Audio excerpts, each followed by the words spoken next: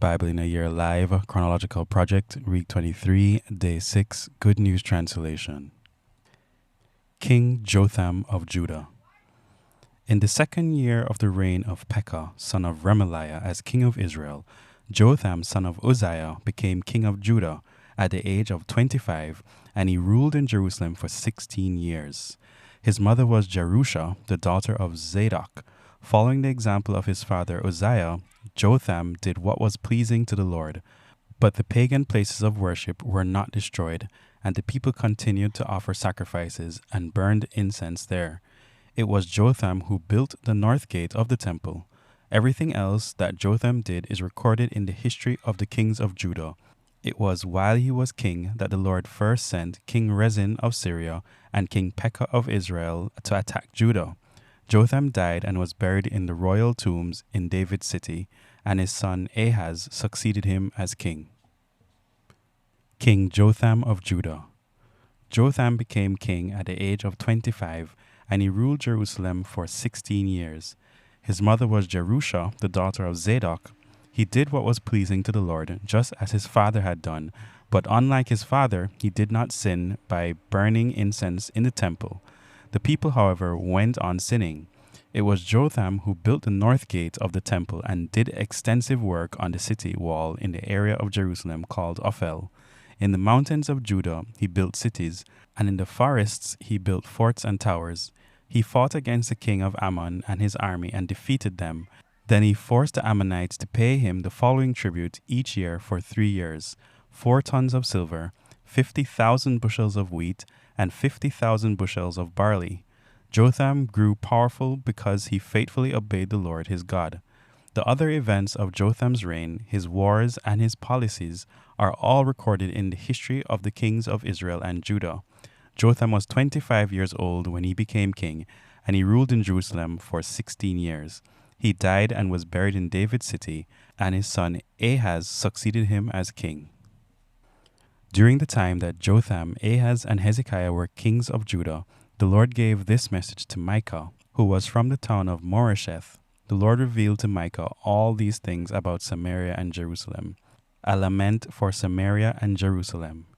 Hear this, all you nations. Listen to this, all you who live on earth. The sovereign Lord will testify against you. Listen, he speaks from his heavenly temple. The Lord is coming from his holy place. He will come down and walk on the tops of the mountains. Then the mountains will melt under him like wax in a fire. They will pour down into the valleys like water pouring down a hill. All this will happen because the people of Israel have sinned and rebelled against God. Who is to blame for Israel's rebellion? Samaria, the capital city itself. Who is guilty of idolatry in Judah? Jerusalem itself. So the Lord says, I will make Samaria a pile of ruins in the open country, a place for planting grapevines. I will pour the rubble of the city down into the valley and will lay bare the city's foundations. All its precious idols will be smashed to pieces. Everything given to its temple prostitutes will be destroyed by fire, and all its images will become a desolate heap. Samaria acquired these things for its fertility rights, and now her enemies will carry them off for temple prostitutes elsewhere. Then Micah said, Because of this I will mourn and lament, to show my sorrow. I will walk around barefoot and naked. I will howl like a jackal and wail like an ostrich. Samaria's wounds cannot be healed, and Judah is about to suffer in the same way. Destruction has reached the gates of Jerusalem itself, where my people live. The enemy approaches Jerusalem. Don't tell our enemies in Gath about our defeat. Don't let them see you weeping. People of Beth-leaphrah, show your despair by rolling in the dust. You people of Shapher, go into exile, naked and ashamed. Those who live in Zaanan do not care to come out of their city.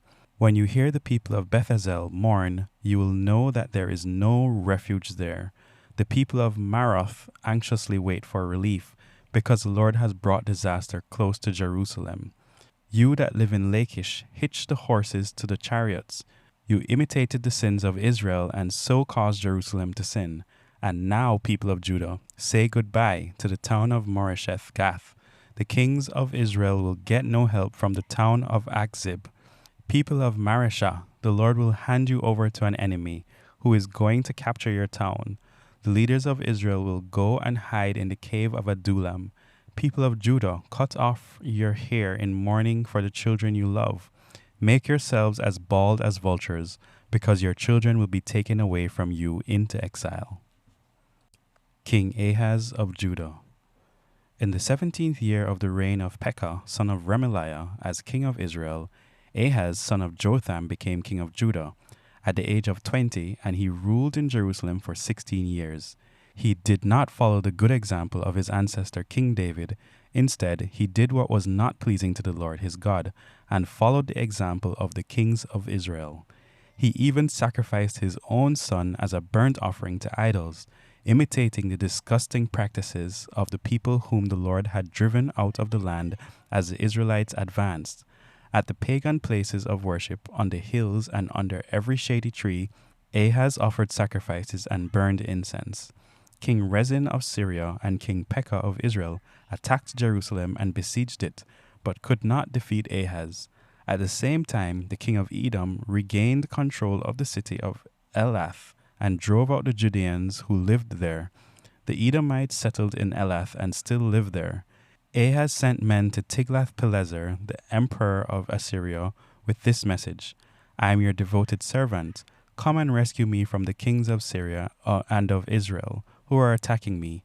Ahaz took the silver and gold from the temple and the palace treasury and sent it as a present to the emperor. Tiglath-Pileser, in answer to Ahaz's plea, marched out with his army against Damascus, captured it, killed King Rezin, and took the people of Kir as prisoners. King Ahaz of Judah. Ahaz became king at the age of 20, and he ruled in Jerusalem for 16 years. He did not follow the good example of his ancestor King David. Instead, he did what was not pleasing to the Lord, and followed the example of the kings of Israel. He had metal images of Baal made, burned incense in Hinnom Valley, and even sacrificed his own sons as burnt offerings to idols, imitating the disgusting practice of the people whom the Lord had driven out of the land as the Israelites advanced. At the pagan places of worship, on the hills and under every shady tree, Ahaz offered sacrifices and burnt incense. War with Syria and Israel. Because King Ahaz sinned, the Lord his God let the king of Syria defeat him and take a large number of Judeans back to Damascus as prisoners. The Lord also let the king of Israel, Pekah, son of Remaliah, defeat Ahaz and kill 120,000 of the bravest Judean soldiers in one day. The Lord, the God of their ancestors, permitted this to happen because the people of Judah had abandoned him. An Israelite soldier named Zikri killed King Ahaz's son, Maaseiah, the palace administered Azrikam, and Elkanah, who was second in command to the king. Even though the Judeans were their own relatives, the Israelite army captured 200,000 women and children as prisoners and took them back to Samaria, along with large amounts of loot. The prophet Obed. A man named Obed, a prophet of the Lord, lived in the city of Samaria. He met the returning Israelite army with its Judean prisoners as it was about to enter the city, and he said, The Lord God of your ancestors was angry with Judah and let you defeat them. But now he has heard of the vicious way you slaughtered them, and now you intend to make the men and women of Jerusalem and Judah your slaves. Don't you know that you also have committed sins against the Lord your God? Listen to me. These prisoners are your brothers and sisters. Let them go, or the Lord will punish you in his anger. 4 of the leading men of the northern kingdom, Azariah, son of Jehohanan, Berechiah, son of Meshillemoth, Jehizkiah, son of Shallum, and Amasa, son of Hadlai, also opposed the actions of the army. They said, Don't bring those prisoners here. We have already sinned against the Lord and made him angry enough to punish us. Now you want to do something that will increase our guilt? So then, the army handed the prisoners and the loot over to the people and their leaders, and the 4 men were appointed to provide the prisoners with clothing from the captured loot. They gave them clothes and sandals to wear, gave them enough to eat and drink, and put olive oil on their wounds. Those who were too weak to walk were put on donkeys, And all the prisoners were taken back to Judean territory at Jericho, the city of palm trees. Then the Israelites returned home to Samaria. A message for King Ahaz. When King Ahaz, the son of Jotham and grandson of Uzziah, ruled Judah, war broke out. Rezin, king of Syria, and Pekah, son of Remaliah, king of Israel, attacked Jerusalem, but were unable to capture it. When word reached the king of Judah that the armies of Syria were already in the territory of Judah, he and all his people were so terrified that they trembled like trees shaking in the wind. The Lord said to Isaiah, "Take your son Shear-Jashub and go to meet King Ahaz. You will find him on the road where the cloth makers work, at the end of the ditch that brings water from the upper pool. Tell him to keep alert, to stay calm, and not to be frightened or disturbed. The anger of King Rezin and his Syrians and of King Pekah is no more dangerous than the smoke from two smoldering sticks of wood. Syria, together with Israel and its king, has made a plot. They intend to invade Judah, terrify the people into joining their side, and then put Tabeel's son on the throne. But I, the Lord, declare that this will never happen. Why? Because Syria is no stronger than Damascus, its capital city, and Damascus is no stronger than King Rezin. As for Israel, within 65 years, it will be too shattered to survive as a nation. Israel is no stronger than Samaria, its capital city, and Samaria is no stronger than King Pekah. If your faith is not enduring, you will not endure." The sign of Emmanuel. The Lord sent another message to Ahaz. "Ask the Lord your God to give you a sign. It can be from deep in the world of the dead or from high up in the heaven." Ahaz answered, "I will not ask for a sign. I refuse to put the Lord to the test." To that Isaiah replied, "Listen now, descendants of King David. It's bad enough for you to wear out the patience of people. Do you have to wear out God's patience too? Well then, the Lord himself will give you a sign. A young woman who is pregnant will have a son and will name him Emmanuel. By the time he is old enough to make his own decisions, people will be drinking milk and eating honey. Even before that time comes, the lands of those two kings who terrify you will be deserted. The Lord is going to bring on you, on your people, and on the whole royal family days of trouble worse than any that have come since the king of Israel separated from Judah. He is going to bring the king of Assyria. When that time comes, the Lord will whistle as a signal for the Egyptians to come like flies from the farthest branches of the Nile, and for the Assyrians to come from their land like bees. They will swarm in the rugged valleys and in the caves in the rocks, and they will cover every thorn bush and every pasture.